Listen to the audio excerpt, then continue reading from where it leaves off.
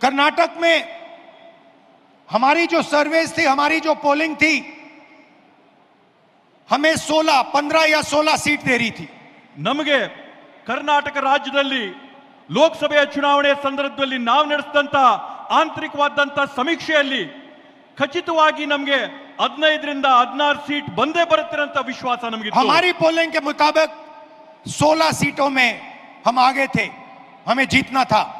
ನಮ್ಮ ಒಂದು ಆಂತರಿಕ ಸಮೀಕ್ಷೆ ಸ್ಪಷ್ಟವಾಗಿ ನಮಗೆ ಹೇಳ್ತು, ಕರ್ನಾಟಕ ರಾಜ್ಯದಲ್ಲಿ 16 ಲೋಕಸಭೆ ಸೀಟ್ಗಳನ್ನ ನಾವು ಗೆಲ್ಲೇಬೇಕಂತ ಹೇಳಿ। और हम जीते 9 में। ಆದ್ರೆ ನಮಗೆ ಫಲಿತಾಂಶ ಸಿಕ್ಕಿದಾಗ 9 ಗೆಲುವಾಗಿದ್ದು। तो हमने सवाल पूछने शुरू किए। ಆಗ ನಾವು ಪ್ರಶ್ನೆ ಮಾಡಕ್ಕೆ ಪ್ರಾರಂಭ ಮಾಡಿದ್ವಿ, क्या सचमुच हम ये सीटें हारे थे?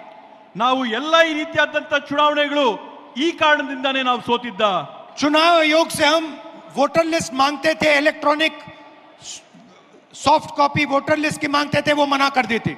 ನಾವು ಚುನಾವಣೆ ಆಯೋಗದಲ್ಲಿ ಮನವಿ ಮಾಡ್ತಾ ಇದ್ವಿ, ನಮಗೆ ಡಿಜಿಟಲ್ ಕಾಪಿ ಕೊಡ್ರಿ ನಮ್ಮ ಮತದಾರರ ಪಟ್ಟಿ ಅಂತ ಹೇಳಿ ಮನವಿ ಮಾಡಿದಂತ ಸಂದರ್ಭದಲ್ಲಿ ಯಾವಾಗಲೂ ಕೂಡ ಚುನಾವಣೆ ಆಯೋಗ ಆ ಮನವಿನ ನಿರಾಕಾರ ಮಾಡ್ತಾ ಇತ್ತು। वीडियोग्राफी मांगी, उन्होंने नहीं दी और फिर कानून बदल दिया।